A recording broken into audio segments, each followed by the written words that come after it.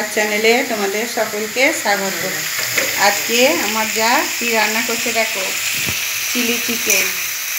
কীভাবে চিলি চিকেনটা করছে দেখতে থাকো।